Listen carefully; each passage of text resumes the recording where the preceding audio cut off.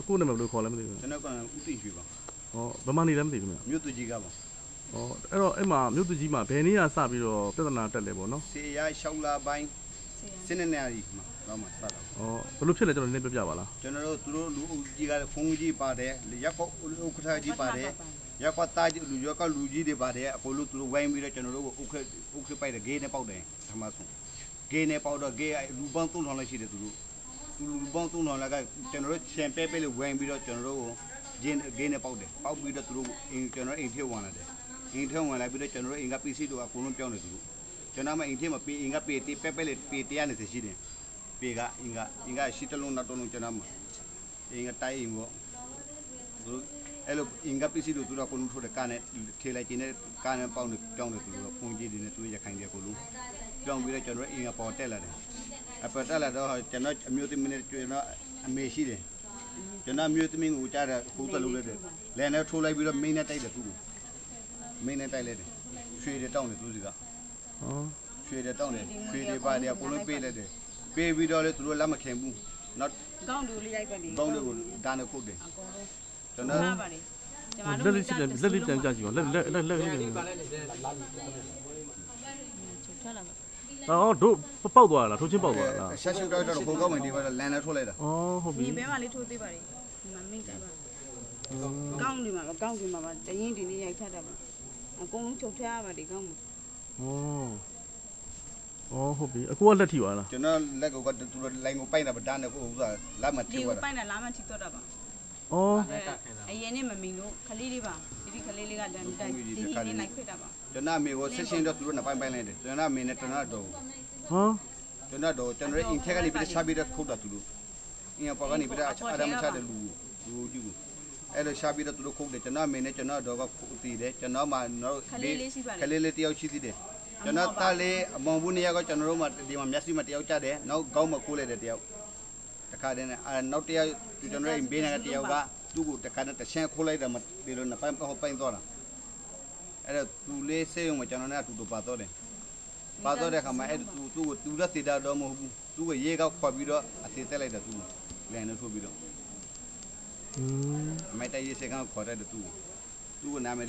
်မေသူသားလေးဆိုပြီးတော့မူစာသားပြောလို့သူကမေးတိုက်တယ်ဆိုပြီးတော့လူပြောပြီးတော့သူကလူရိုက်ပလိုက်တယ်သူအေးအောင်အသေးတက်လိုက်ဒါဆိုလို့ရှိရင်အကိုကမိတိုက်တယ်ဆိုပြီးတော့နာမည်ထွက်တာအဲ့လိုကျွန်တော်တက်တယ်မဟုတ်ဘူးအဲ့ဒီကောင်လေးကို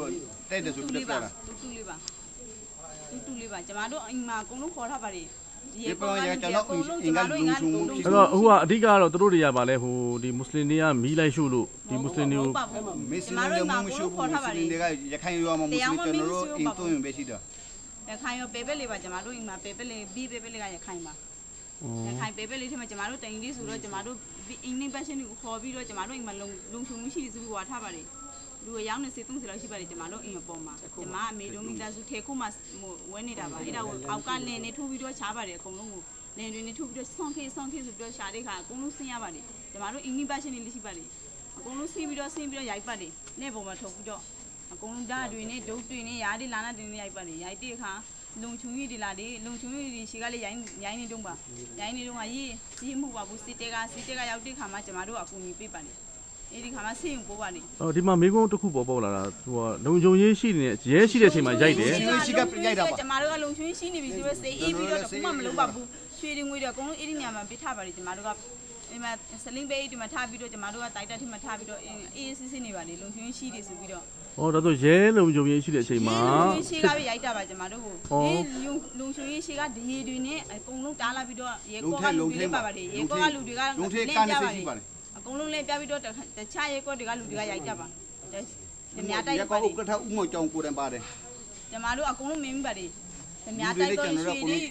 ယူတော့တယ်ရေကောကလူတွေဒီများပစ္စည်းဥစ္စာတွေယူတော့တဲ့လူတွေမင်းပါတယ်ကျမတို့ရှိကပြီးတော့တာမှာအကုန်လုံးကျမတို့က TV တွေဖလက် TV ပြီးတော့အကုန်လုံး TV တွေရှာတော့ပါတယ်သူတို့ပစ္စည်းလို့ကျမတို့ရှိနေတော့မှပဲအကုန်လုံးထေလိုက်ချင်းလာပြီးတော့အကုန်လုံးယူတော့တာပါကျမတို့ရှိကယူတော့တာပါကျမတို့ပစ္စည်းတွေကိ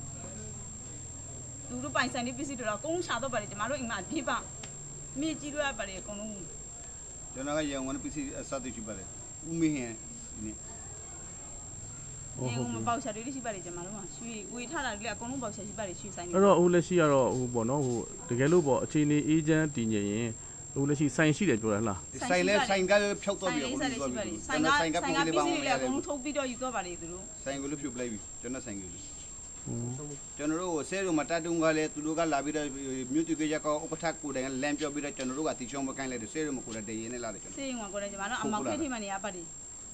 အမောင်ခေတ်ထိမှနေကြရတော့ပါ ဆေးရုံအမောင်ကန်းနဲ့မှာ ဆဲတို့အမခဏမှတန်းတာကျွန် အမောင်ရှား တော် ပြီးတော့နေခဲ့ရပါတယ် ဒီနဲ့ခုပလာတာကျွန်တော်တို့မိသားစုအတီမရှောင်းလဲလို့အတီမတေလို့တေအောင်အတီချင်းပြလာတာ